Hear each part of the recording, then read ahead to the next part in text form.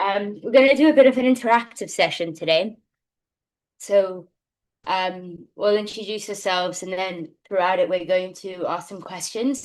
So if you get out your phones, we'll be asking you to scan a QR code in a moment. And through that, you'll submit some answers just to try and make this a bit more workshopy and not just us talking at you. Becky, in terms of people coming into the room, do we have a lot of people coming in? Should we start? Sure. Good. So I'm Lavanya. So my background is I am a founder for Eco Roots, where it's bio-based material. So it's all about manufacturing, but I've navigated the journey myself of going through fundraising. We raised a pre-seed round, currently raising a seed round. So spoken to a lot of investors myself. So a lot of the information I'm giving here today is a little bit of my journey and what we have experienced. I'm also the program manager at NDRC, helping out a lot of early stage founders. So if anybody wants any advice or chatting, or even just to have somebody lend an ear to, please do reach out as well. And I'll let Ronan introduce himself. Yeah, so similar to Lavanya, I've been a founder before, started out maybe 5 or 6 years ago on medical AI products and then moved to co-founding a carbon capture business. So I've been on that fundraising journey as well. Most recently, I'm kind of stepping over onto the VC side of the house.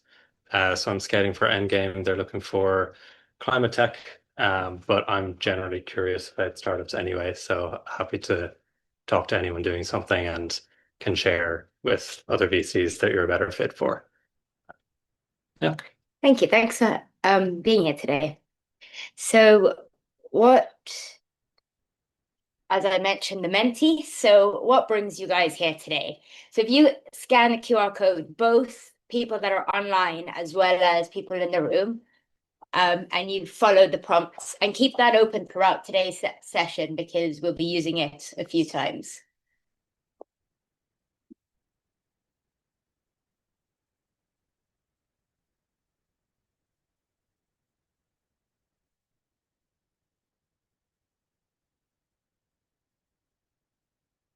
I've got our first one in.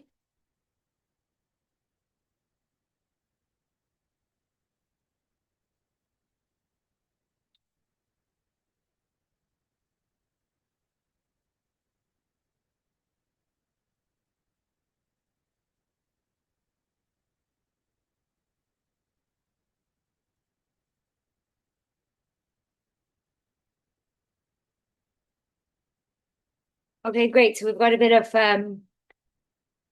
basics of fundraising, people looking for investment soon, what kind of questions will be asked, and how the journey works. Perfect. And we'll be addressing most of those points here today. So there is quite a lot of talks out there about what fundraising is, but it's very different actually doing it. A lot of the talks we've been to are how do you define your pitch deck? How do you get, whereas there's not a lot about once you start, what do you do next? So what I want to ask, I know a lot of you haven't started the fundraising, but what do you find hardest? What do you find most daunting about the process?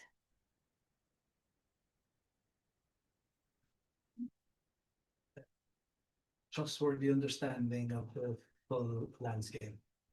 The full landscape. Everybody's telling me from within their sector. I'd love to know if you step back as someone looking at all the paths. I've just submitted the stuff there. You asked, why am I here? And I think I've been in something like to figure out, how to keep away from VCs. So I'm maybe new to this area and I'm just curious, in life, you're normally looking for somebody who you can trust to tell you what they're at, what their limitations are, who's in the next lane. Where do I get funding from my family? Do I go crowdfunding?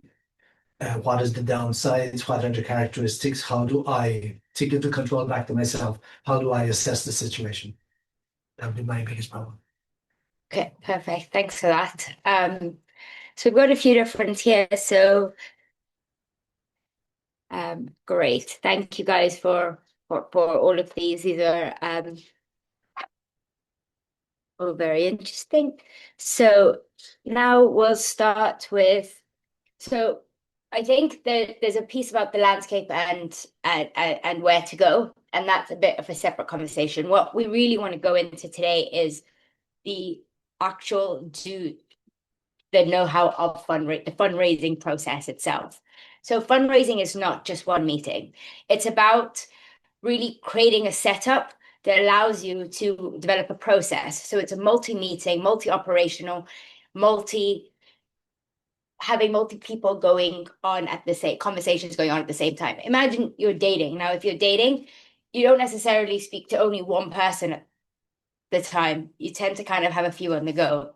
That's kind of what you want to be having in line, tangible conversations with multiple people. And what we're noticing is that the fundraising process is very long. And a lot of founders are starting way too late. They're running out of money tomorrow or next week or next month, and that's when they're starting their fundraising journey. Where in reality, you should start at about 3 to 6 to even 18 months before you think you're going to need money. So when we're talking about the typical process, Ronan will go into a bit more about the behind the scenes in later on in the talk. But once you have your first meeting, that starts off with a pitch. So it's typically a 20 to 30-minute meeting. Starts off with a pitch from yourself and then followed by a Q&A. This then enables them to go back to their team. Often you'll speak with an analyst. This then allows them to go back to their team, understand whether you're a right fit for them, and they'll either come back to you saying they want another conversation, want to exchange emails, want further documentation, and that process goes on until you then get presented to IC. IC is the investor committee. So following that, then you'll get term sheets, legals, etc. Now, this is a very generic typical process. When I encourage when you're having those conversations, especially the first one, you ask, what is your process? And that will give you an idea of each particular VC that you're talking to or angel group. So a lot of the focus and a lot of accelerators and a lot of talks is always about the pitch deck. Now, don't get me wrong, pitch deck is super important. The pitch deck gets you in the door, gets you that first meeting. So it's crucial in getting that first meeting. But there's a lot of work between that meeting to actually closing the deal and getting that funding. And that's where we want to talk about a little bit more today. So what is your guys' understanding of a data room?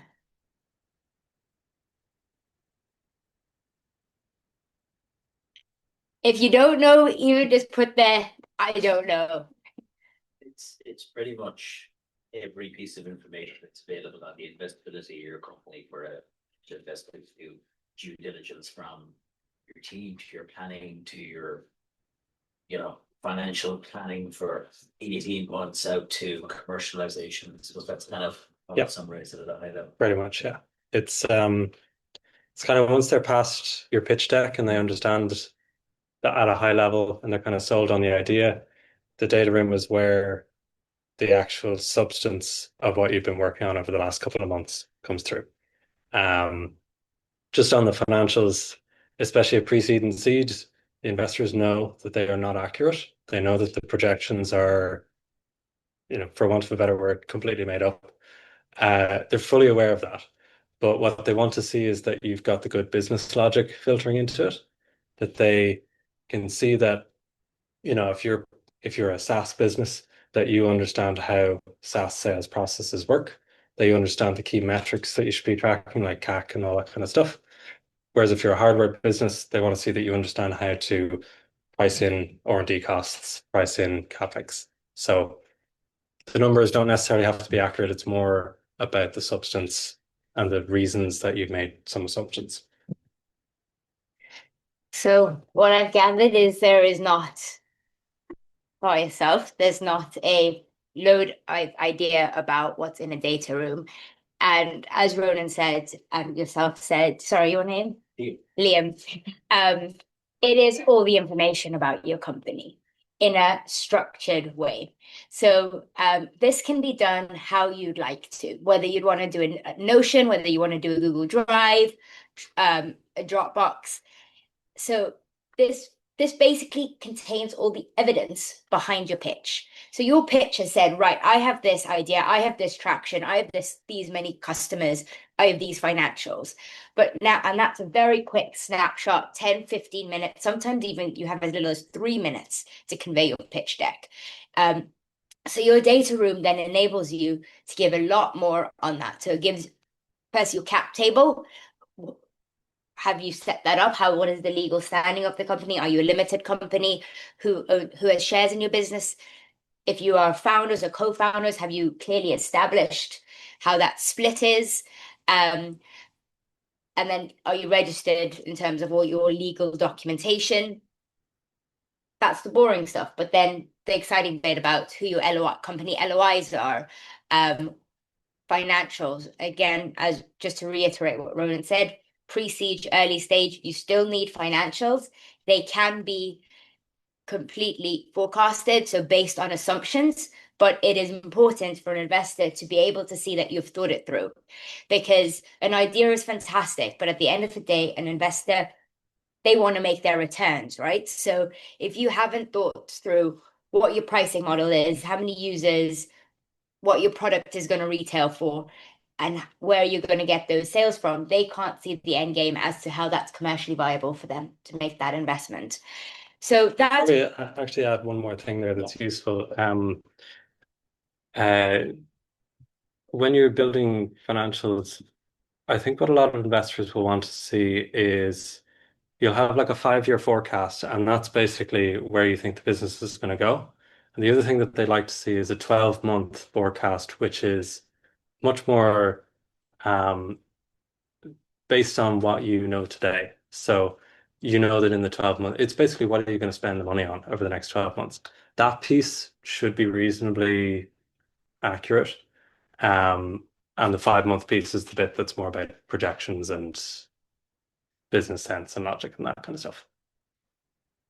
And the other part about this, if you look at your data room doesn't have to be perfect. It just is an indicator to show that you have thought things through. You have an idea of what you're building, you're presenting it, and it gives credibility to your business, or it takes it just from an idea to something that's actually a bit more tangible.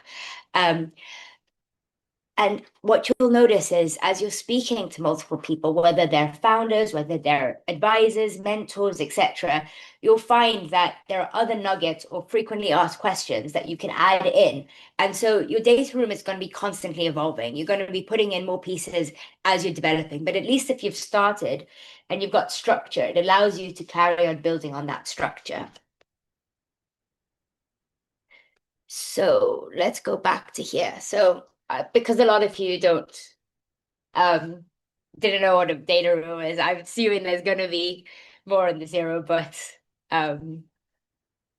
just to get an idea, we can move past this one quite quickly. Quick question. Yes, yeah. Does this mean that if we do not have a data room fully finished, as we saw with those folders, it doesn't make any sense to go and look for funding? Like if we're building a new app, and let's assume it's a fantastic app, and we know that the investor will invest, if we show up with our pitch deck and they will be intrigued to invest, will they say, go back and do your data room, or let's do it together, or talk to this person? Does it make sense? So I that's guess my next slide. But to answer your question, but Ronan, you jump in. well, I was going to say we kind of started in that position. I think we had a financial model and a pitch deck ready.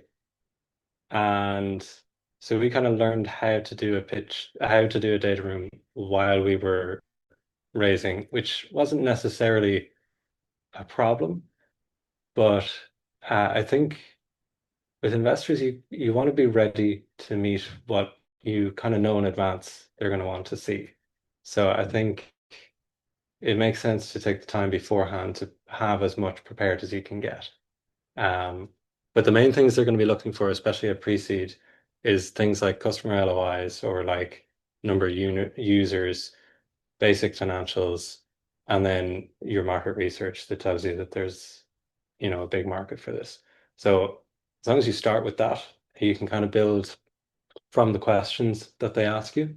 Yeah, I don't know if you have a different Thank you. opinion on that. No, I think like as long as you have something, right? But if you have the off chance that suddenly you move really quickly with that investor, you're going to be scrambling in the back to try and get all that out. So you're going to kind of cause more stress for yourself.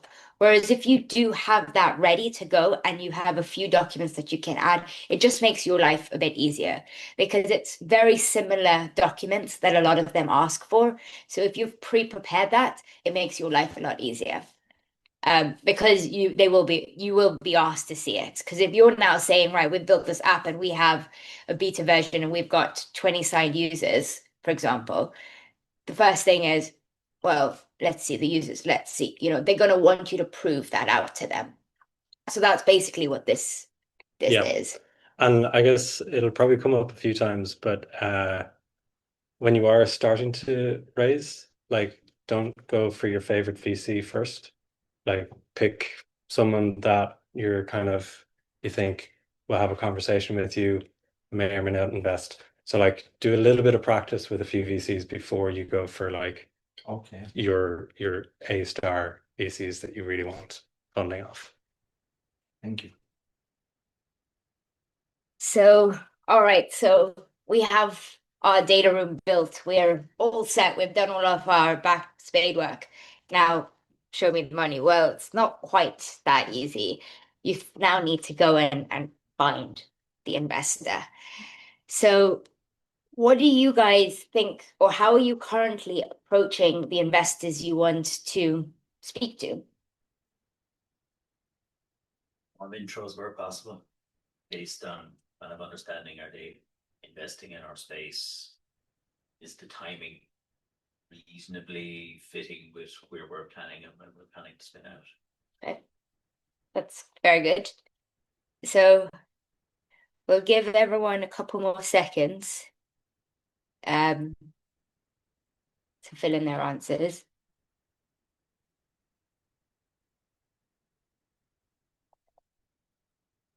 So we're seeing a few warm intros and a bit of a mix between pitch events, cold emails, and a lot through accelerators.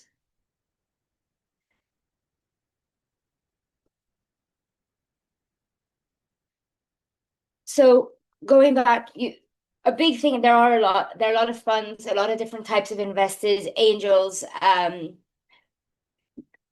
The ecosystem within Ireland has a lot of different mechanisms through the Leo, through EI, etc. But not every person you speak to will be the right, or VC will be the right fit for you. So there is a huge amount of finding that fit.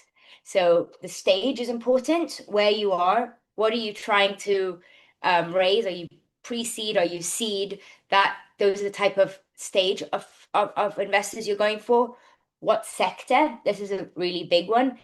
If you are trying to raise for a software company, don't go to a climate VC.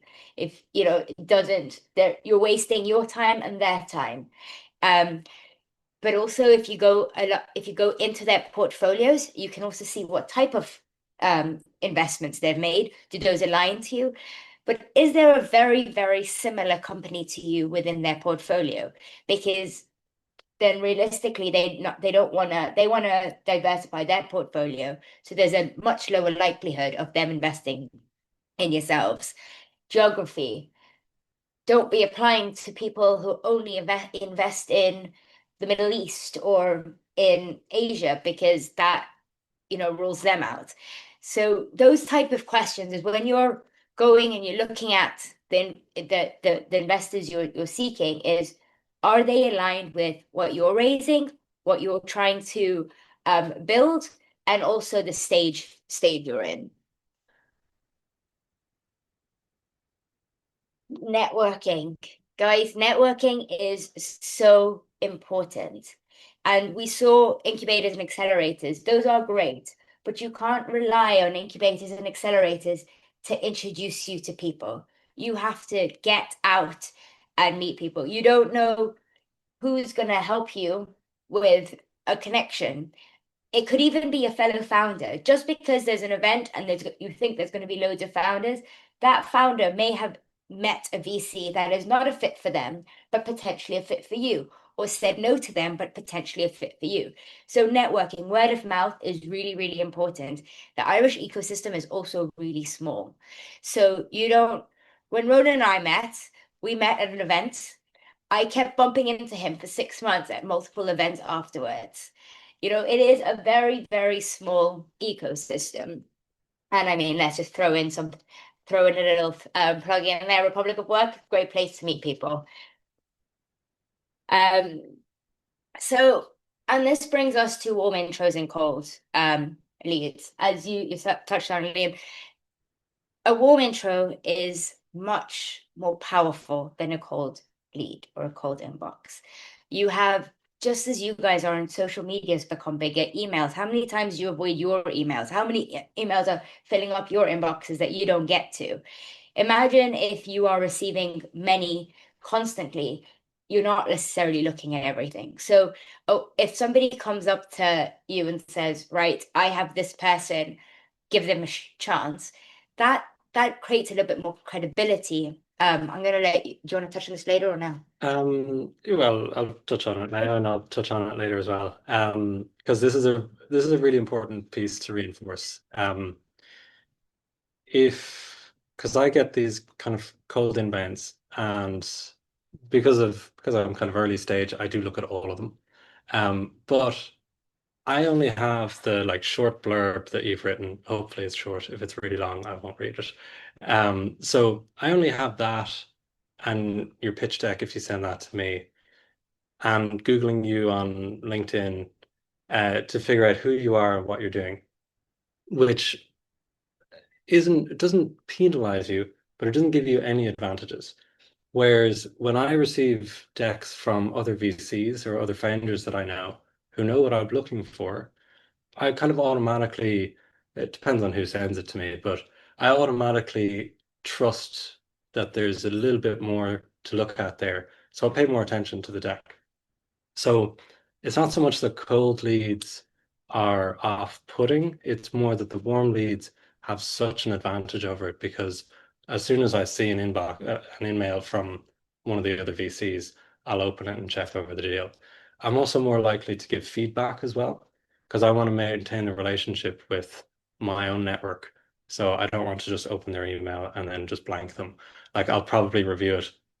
And if it's still not a fit, I'll send them a little kind of this is why it's not a fit. Whereas if I get a cold inbox and I'm just checking it on my phone, there's a good chance I won't send feedback. And it's not about not giving people fair feedback. It's more just I don't have time to respond to everyone that sends me a deck. So yeah. Okay, we're back to this. So on Ronan's point, how many investors do you think you should be speaking to? Now, this is not, I mean, we're not giving you the exact answer, but this is just ballpark to get an idea.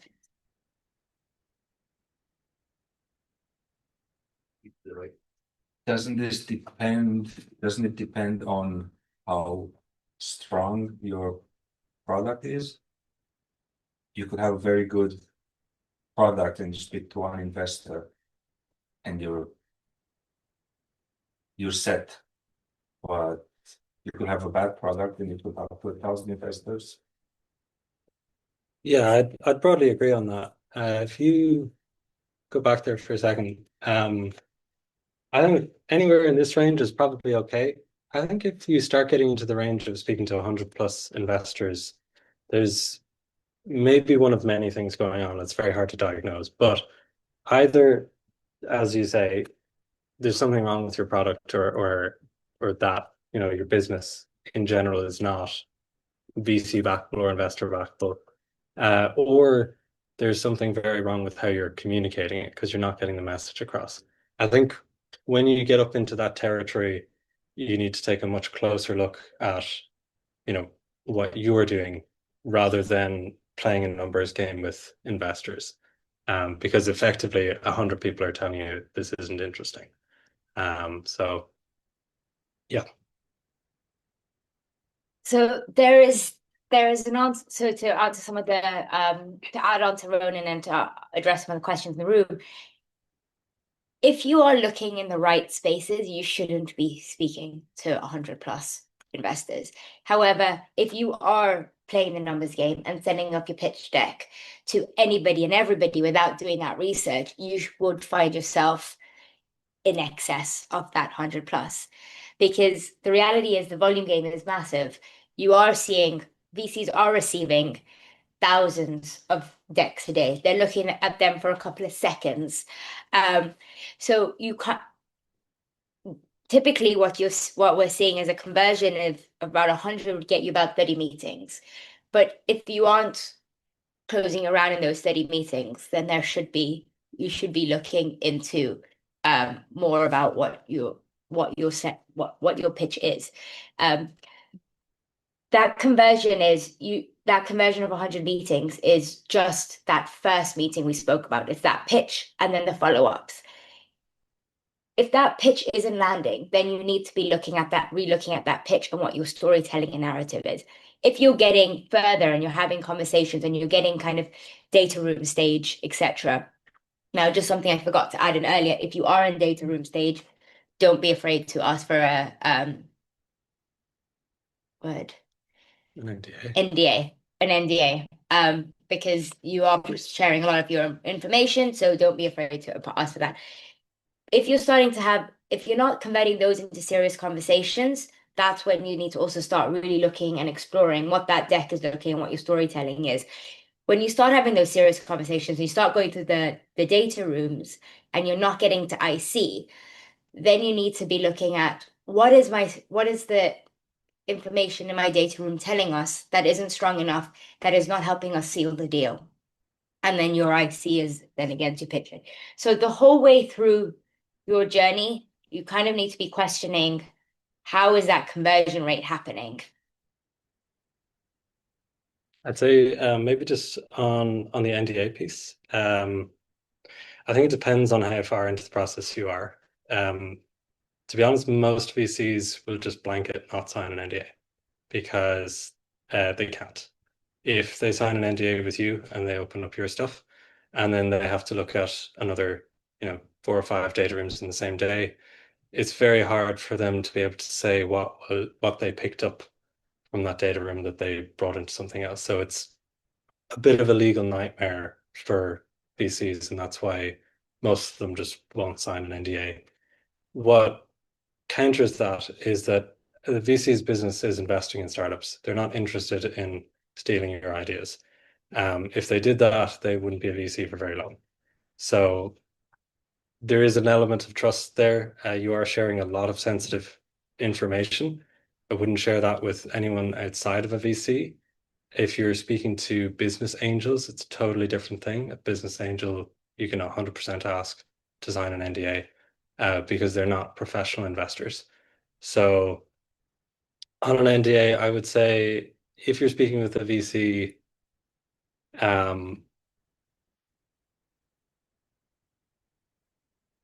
I would wait until you're late into the process to maybe ask for something like that. If there's something particularly sensitive, if it's a business angel or if it's someone that isn't a professional investor, absolutely, I would ask for an NDA in that case. I just add one thing there, just on from my own personal experience, is to make and I started doing the pitches. I noticed a lot of the same questions coming up and up and up. And a lot, as Ronan said, a lot of investors weren't willing to sign an NDA after the first or second meeting. So what I did create was a teaser data room and my full data room. That teaser data room enabled me to give access to things like a couple different 1 pages or 2 pages or an overview of our financials, some frequently asked questions. I even created like an investor memo that gives enough information to give more than just a pitch deck, but not quite the full amount that is in your data room. So that there is a happy medium that I found work for me. So going to the next thing, I just wanted to ask on the mentee is, what would you think is a good versus bad ask? Sorry, I have not phrased this correctly. This is when you're looking for introductions. So if you're asking for an introduction, what would you say a good or a bad ask is, or how would you ask? I'll just go to the what. What I mean by that is when we were talking about who creating warm connections and warm introductions is if you just go to somebody, if I go to Ronan, I need to fundraise, can you introduce me to some VCs? He knows loads of people, but he's not going to do anything with that because I'm not specific enough. Whereas if I go to him and I say, right, I'm looking for this type of investor, I'm raising this type of round, and this is where I am, and I have a blurb I can forward. Suddenly that puts an idea in his head of if he's having a conversation, he can throw your. So be very specific when you're asking people for warm introductions, because that enables them to match you with the right people. They may not fully know, or they may know what your business is, or they may, but unless they know the specifics of exactly what you're asking, what your raise size is, what type of person you're looking for, they can't actually really help you. And actually, in addition to that is, and I'm using it now, just networking as well. If you have a good conversation with someone, whether they're a founder or investor, a really powerful networking trick is at the end or somewhere in that conversation, if you ask them, oh, by the way, like who can you think of another person that would be worth talking to, or another two people that would be worth talking to? Because that immediately starts follow-up conversations, and you can find that you can network really, really quickly if you do that. Whereas if you just leave that conversation as is, you've kind of missed the opportunity to get another intro out of them. So that's a kind of a handy trick that I've found works pretty well. Thanks. So going back to kind of where we started, it's not about one meeting. It's about creating almost like a campaign, like a marketing campaign. So it's, you don't just walk into a room, do a fantastic pitch and say, right, there we go, I'll find my person. It's hard work behind the scene. It's about creating a time, making sure everything is prepared and going out and starting those conversations, starting that work and creating that momentum. There's a whole element here also about FOMO. If again, ecosystem is small. If people are speaking and your name comes up, suddenly between investors, there's a sense of urgency, FOMO. Oh, I've seen that deck come through. I've had a conversation with that founder. I want to get there before you get there. And everybody does have that element of FOMO. So this is again just summarizing is, make sure you're doing your homework, finding out a little bit about the VC. The other element, which to touch on at this point, is what stage is the VC at? How many investments have they made in their last fund? How big is their fund? Are they at the beginning of their fund or their end of the fund? Because if they're at the end of the fund, then they're typically looking for investments that have more traction because they would have a 5 to 10 year reporting cycle. So suddenly your odds are less if you're an early stage going to a VC at a much later stage in their fund.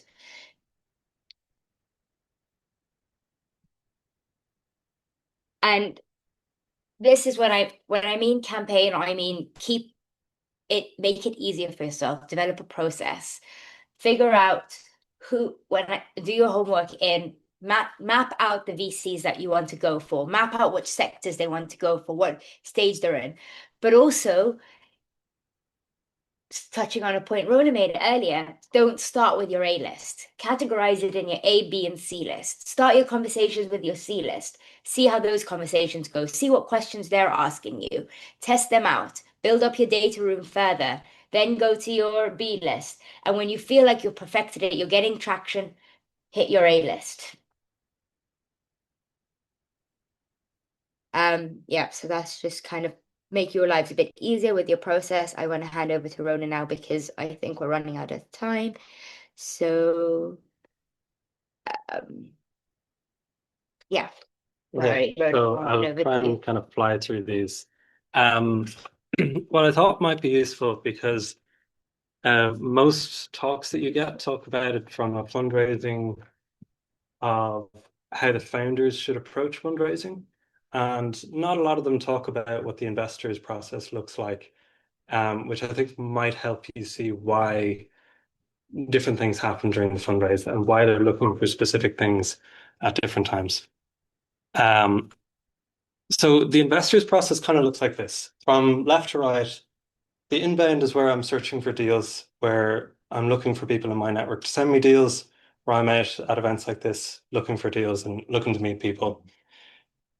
As I kind of collect pitch decks and contacts and put them into my CRM, the next phase is screening. And this is a really, really quick thesis check. It's like surgical, you're either in or out. There's no, if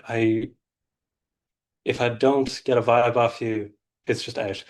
Because I have that number game in the back of my head where I need to look at an awful lot of decks to get very few investments. So this is a really, really surgical kind of just in or out.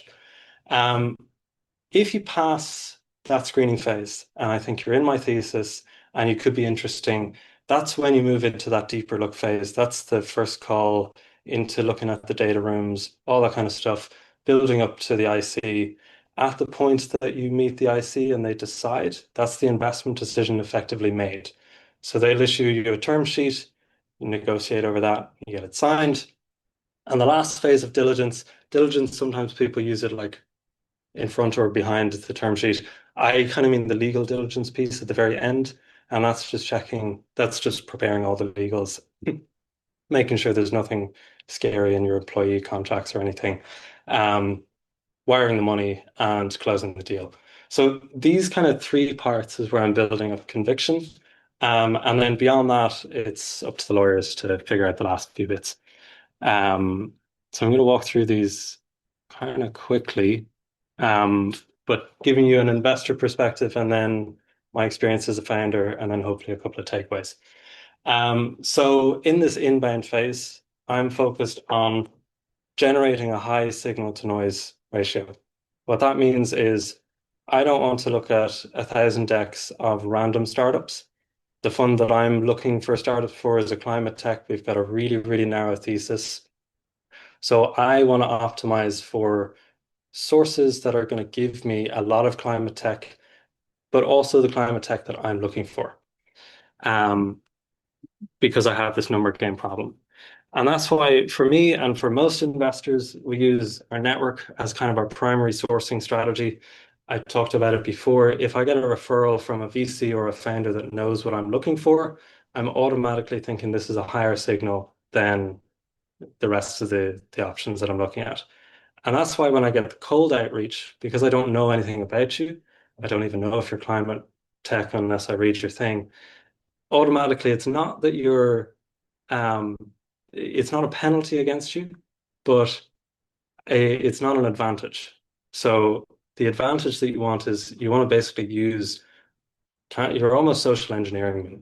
You're finding people that I trust to tell me that your startup is great, and then I'm automatically more interested. And the second place that I go, that investors go, is we do look all over LinkedIn, particularly again, I'm going to use the term high signal accelerators, and that'll mean different things for different investors.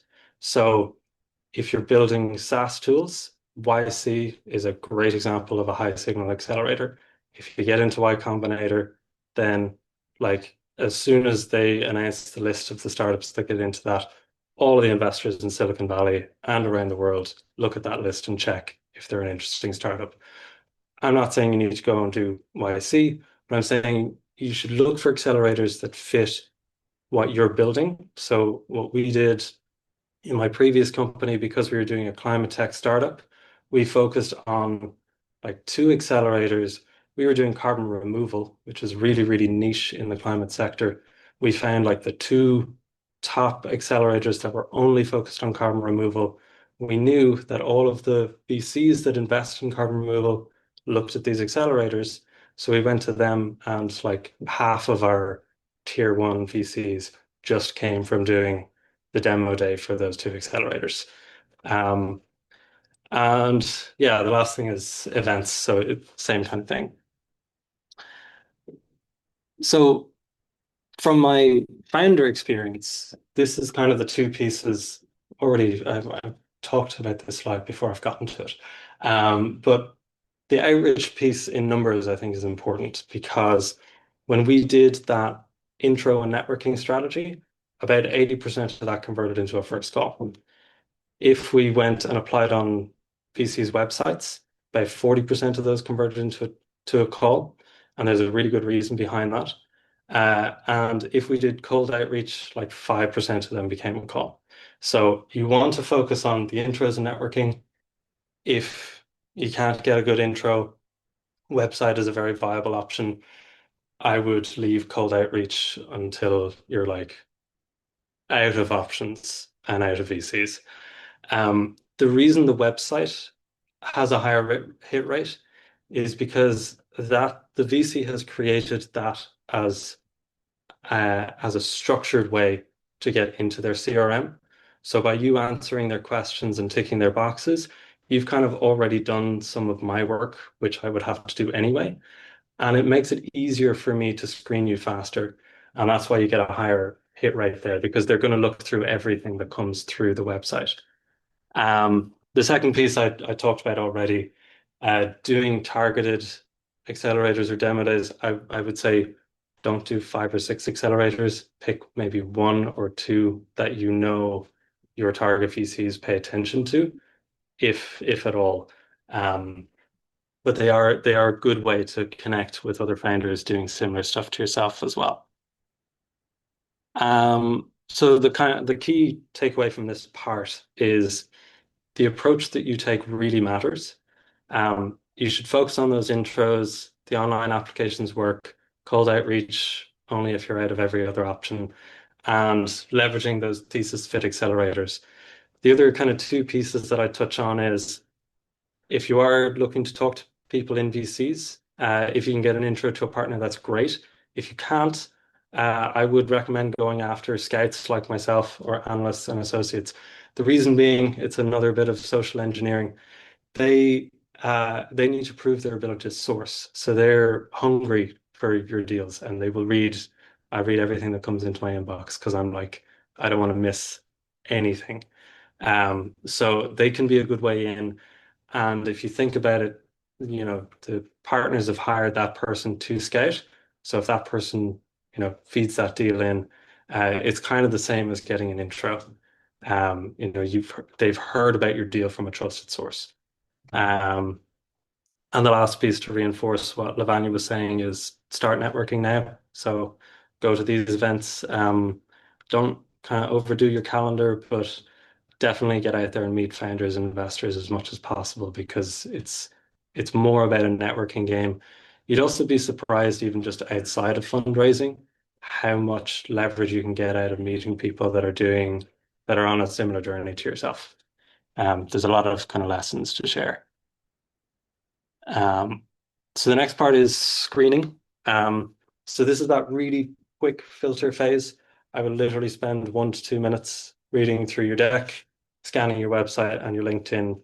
And all I'm doing at this point is I'm looking, do you match my sector? Do you match my stage, geography, check size, anything else that funds might include in their thesis? I'm checking for all of them.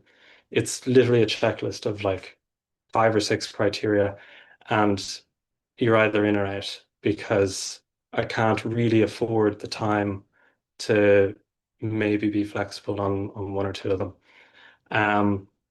The second thing that I'm doing at that point, by the way, I would say like 70 or 80% of deals just fall off at this point, because they're just out of thesis. And it's not a commentary on how good your business is. It's just do we fundamentally match up in what we're both interested in doing? The Just jumping into that, that's why doing your homework is so important, because you don't want to waste time sending out if you don't fit an investor's thesis.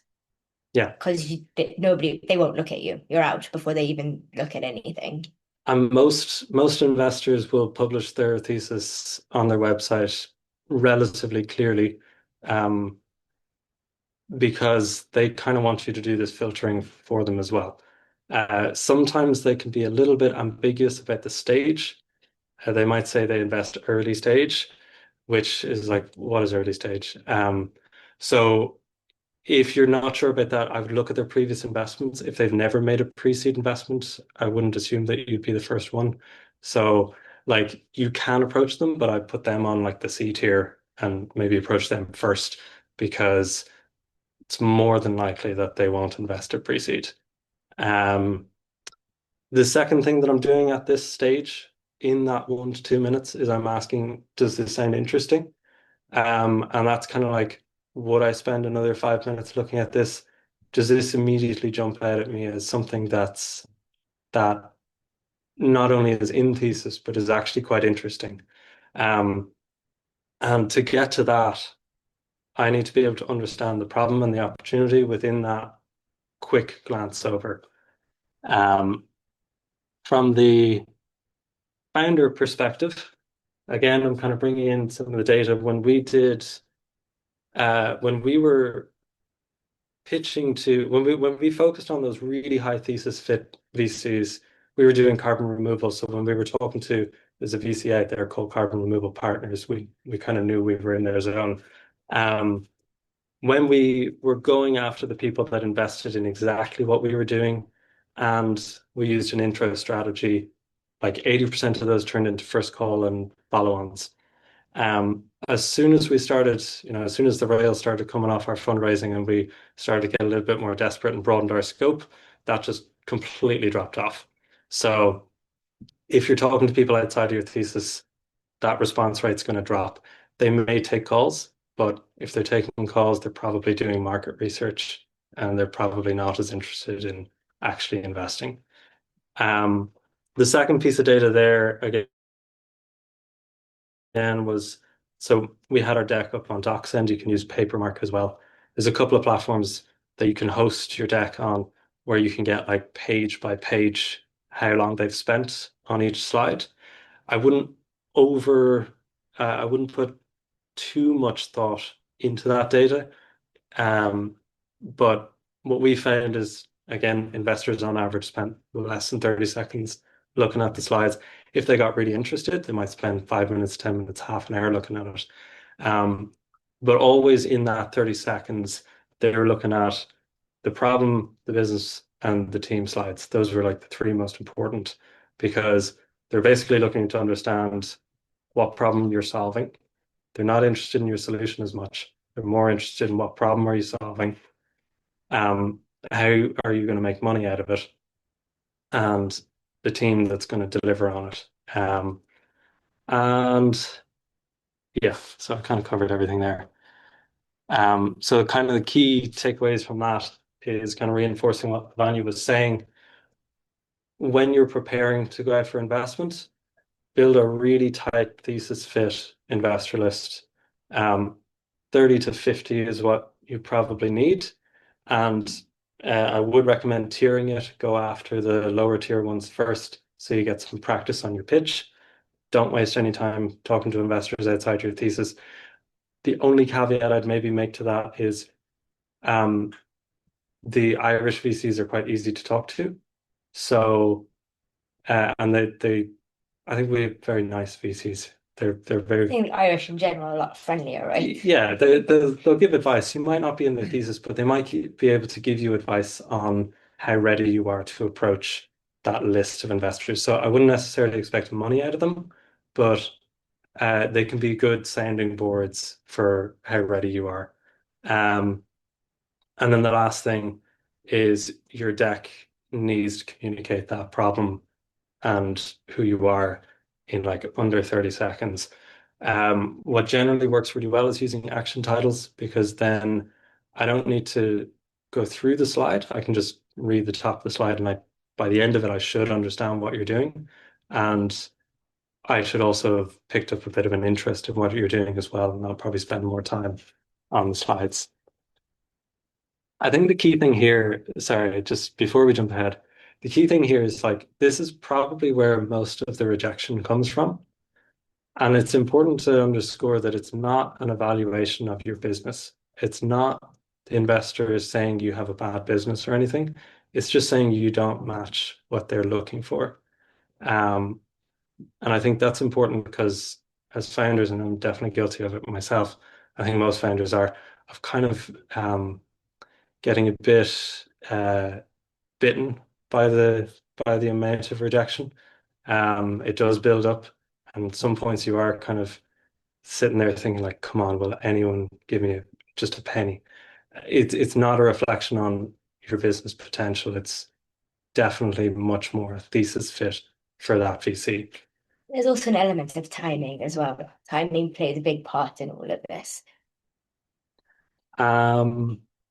Okay, so if you get past that stage and you're on thesis for the investor, which you should be because you've researched them and you've made sure.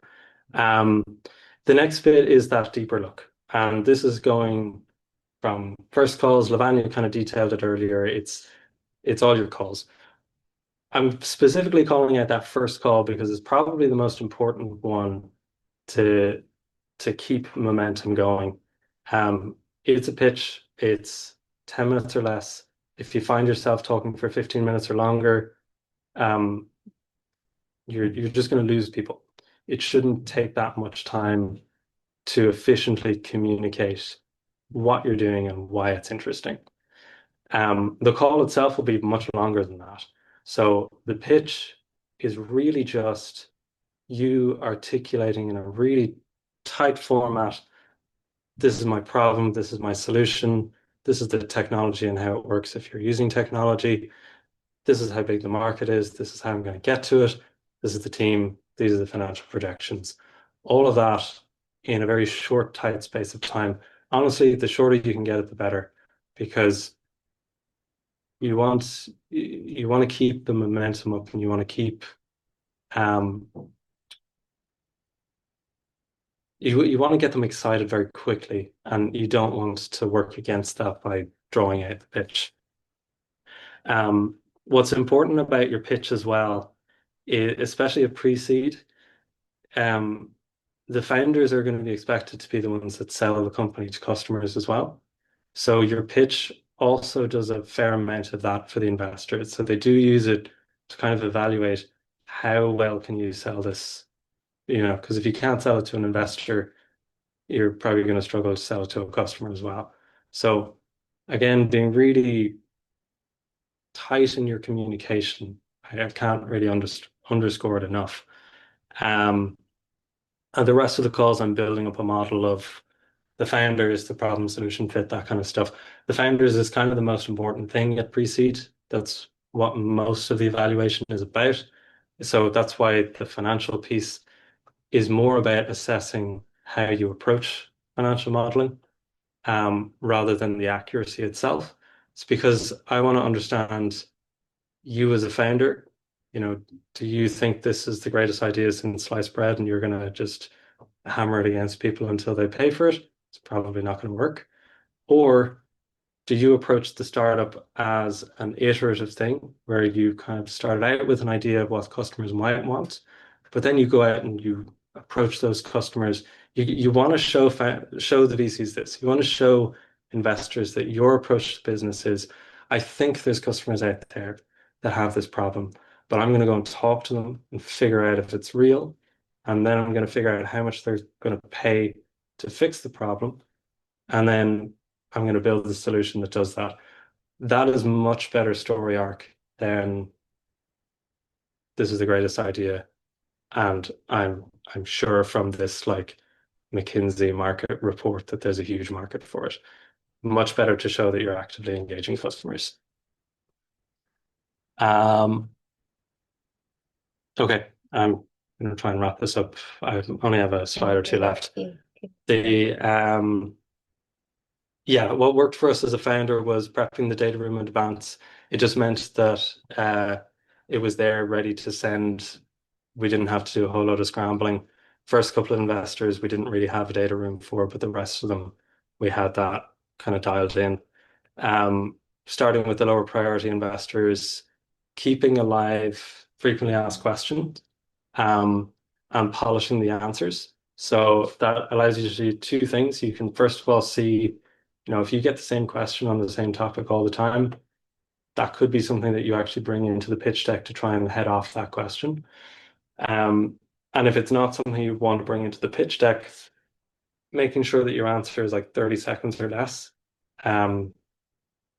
just shows that you're not, if you're asked an important question, you kind of want to give it 30 seconds, because then you can give it enough to show that I've thought about it, but I've also thought about it enough to be able to explain how we're addressing that in a very tight piece.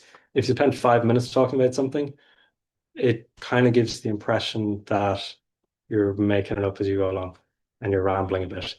And I definitely did a lot of that when I was pitching. One of the things. Issue is an important one in your data room, because as you're going through it, you'll notice that you're seeing repeated questions, and you can't necessarily always put that in your deck, but there may be a lot that they ask for. And so that's a very quick 1-pager, 2-pager document, short answers, but that's quite a useful doc to have. Yeah. And I would recommend setting that up so have the polished document in your data room, but I would also keep a spreadsheet, just so you can keep a tally of like how many people have asked you that question. You don't share the spreadsheet, share like a finished one. The last thing is, something that we kind of learned a little bit too late is, and it ties into the FAQ, you should keep track of the feedback that you're getting. So if you're consistently getting feedback that says you're too early, it means you're not demonstrating that you have traction, or they're concerned about there being customers. Unless they qualify it and they say that you're too early because your technology isn't finished, obviously that means they want to see your technology progress. But usually if they say you're too early, it means you don't have enough traction. If they say your technology is too complicated, it could be one of two things, or both. Either the technology is too complicated, or they don't believe the team is the right team to deliver the tech, or it could be both. So what I would do is I would keep track of that stuff. If 2 or 3 people mention it, it's probably not a problem. If 10 people mention it, you should look at it. Yeah. So I'm pretty sure I'm at the end here. I've kind of already said that. The last piece, the diligence, my only point on that is get a competent lawyer that's done pre-seed and seed deals, because the VCs have a lawyer, they will work as fast as your lawyer works. So if your lawyer has never seen a term sheet for a venture investment before, that's going to take a while for them to wrap their head around. And your lawyer shouldn't be afraid to challenge the VC. A lot of VCs have standard terms and agreements. When we closed our pre-seed round, I pushed the VC like they at one point they were like, I managed to get better deals. I managed to change things on their term sheets but don't be afraid. Just because their lawyers give you something doesn't mean you have to roll over and play dead. Your company is in your best interest. So make sure you do have a lawyer that can also make sure they're fighting for you and your company. Very important, because this is not going to be your only round. This is the first of many rounds. And what happens in your first round also, it has an impact on your later stage rounds. Yeah. Like they've already made the decision to invest at that point. So you definitely have more strength in that negotiation than you might think. And then the last piece is just to reiterate the 30 seconds. Like that's how long an investor is going to be looking at your deck on the first glance. So just make sure to be clear, be concise, and make every sentence count. That's a nice snappy finish to the Great. slides. Thank you very much. So we'll open it up for Q&A. So even those that are online, Becky will read out any questions that you may have. And then in the background, on the Menti, you can just put some thoughts on what, after our talk, what you would do differently today, going forward. But yeah, any questions from the audience here today or online? Yeah. I'm sorry. Introduce yourself and the company and yeah. Yes. Hi, I'm Paola Scopetta. I'm one of the co-founders for Spoon Up. It's a food ecosystem which is aiming to bring income to anybody home cooking, and as well giving visibility to small cafes, local restaurants, and giving them access to CRM tools that normally, only giants will have access to. So my question for today is, like, when you are approaching a VC, you are in early stage, and of course you're evaluating your company based on the technologies that you are deploying. So how should you make that call based on, I want to give 20%, 10% of my company? Is this something that is mainly driven by the VC? Of course, you have an idea of, I won't go more than that, but how can I make that decision and feel, oh, I'm not going for that deal, is taking too much, or what should I plan ahead? Yeah. There are two parts to it. So, like, ideally, if you're a pre-seed, then I would be trying, although investors don't like them, I would be trying to get like a convertible note. I think safe notes are, I was talking to a VC yesterday, and he said that safe notes are kind of gone because they were very popular in like 2020 and those couple of years, because there was a lot of money going around. But they kind of leave the investors with no downside or upside protections at all. So they're not particularly popular. Convertible notes are slightly better. And in terms of if you are doing equity, it's kind of a little bit of an industry norm thing. It varies from VC to VC, but I think you would expect to give out somewhere like 15, 20%, maybe 25% at a push. But I definitely wouldn't go beyond that. I wouldn't go beyond. I would be hesitant to do 25%. There are some tools to allow you to calculate your equity. There are some calculations which a VC would use about what your pre-money versus your post-money is, where what your traction would result in, what that would look like, that you could access as well to help you get an idea of equity. But also, if you look at some competitors in your area and you see what they raised under, that also could give you an idea of where you should be looking for in terms of your equity percentage. But remember, it's a negotiation. So you go in one with one, they'll have one, and you can kind of have a negotiation how much that equity looks like. Okay, but do you think that we should go in with a clear market valuation and say my company value this, or is this not necessary stage? I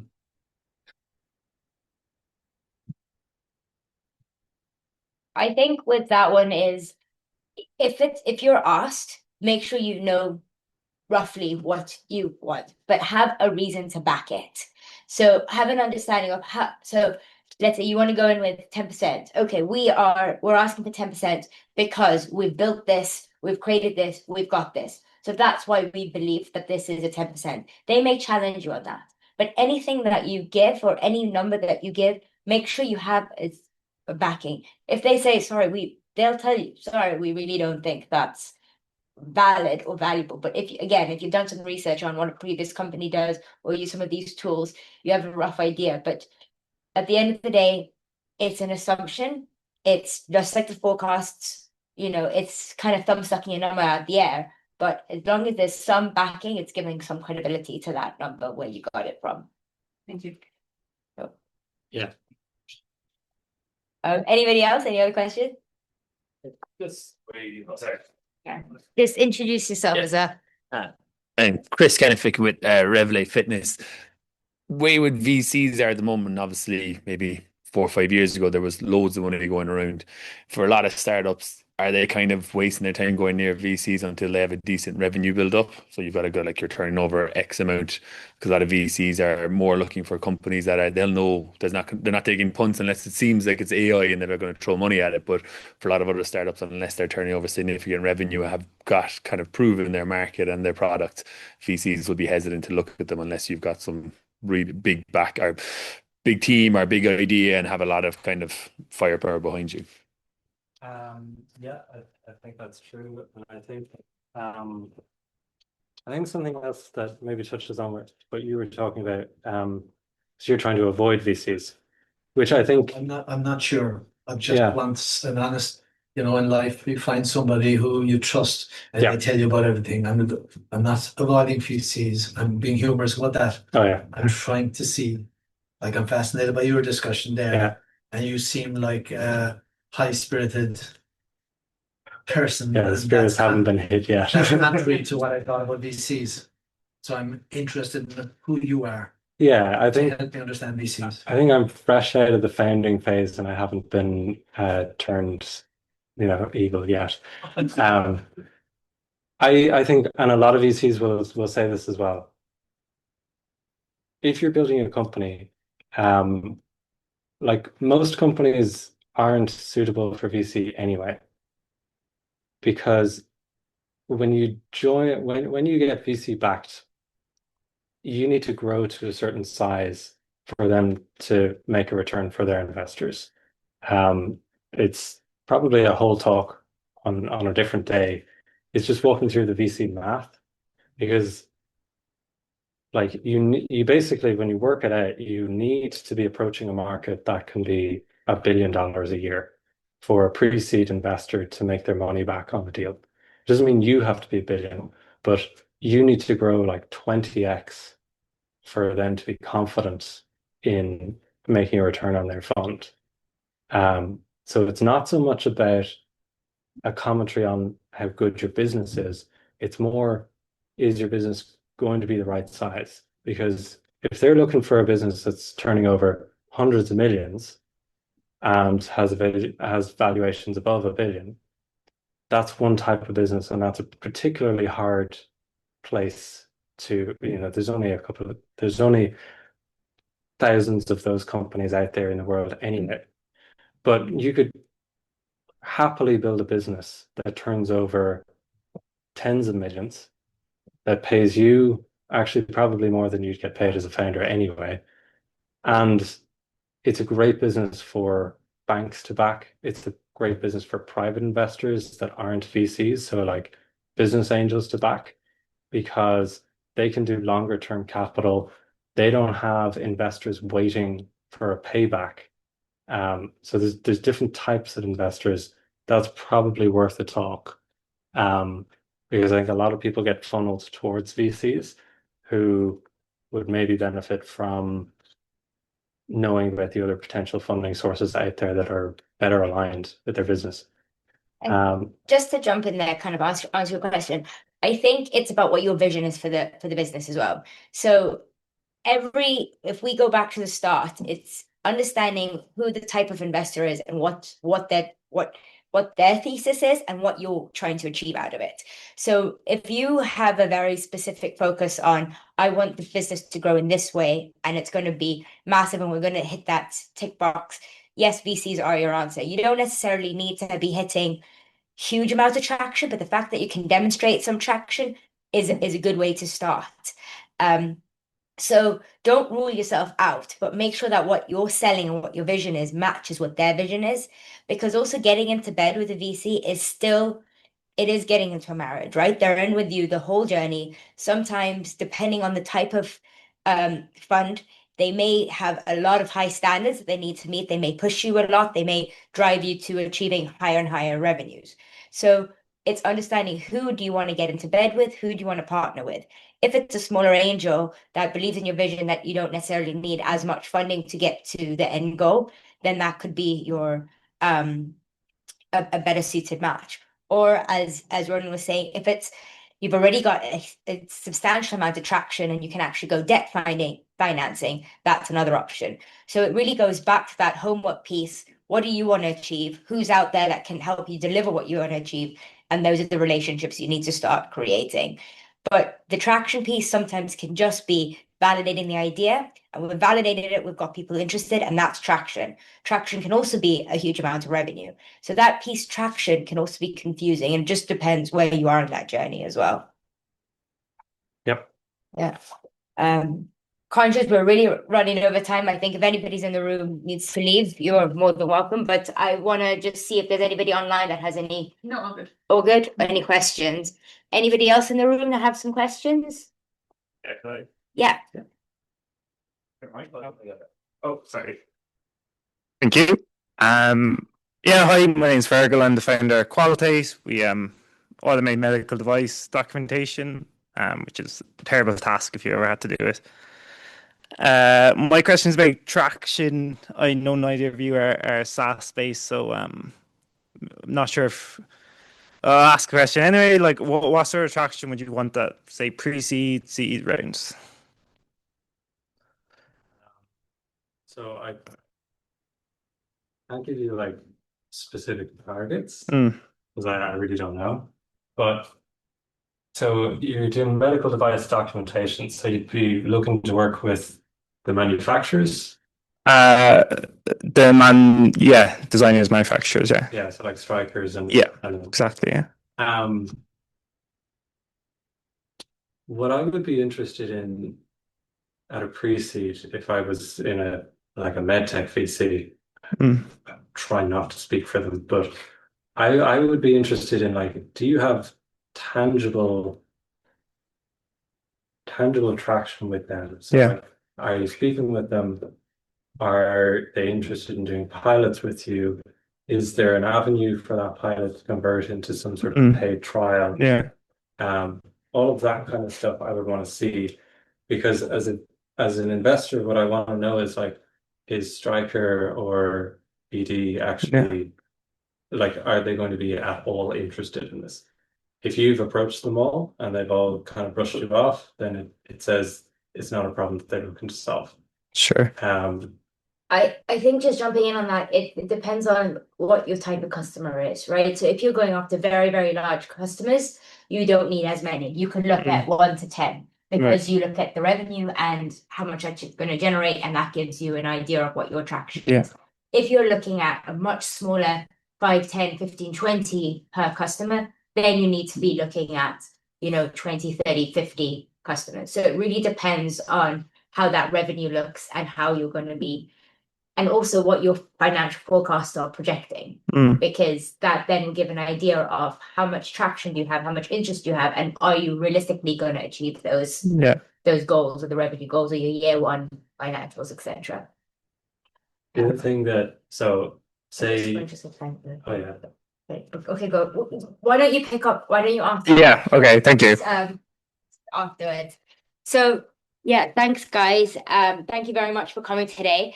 We have some upcoming NDRC events. So we're doing in fact, it might be good for you to come. There's a one-to-one with Act VC where they'll give 6 15-minute slots to founders, even if you just want to speak one-on-one to an analyst in a SaaS, actually. So it might be a good one for you to come to VC to chat, run ideas by, have an attempt at pitching questions. It could be a good one as even if they're not on your A list, it'd be a good one to just have a chat with. It's also followed by a fireside chat where we'll have a few people in this room to event and some drinks and snacks. So that's on the 29th of January.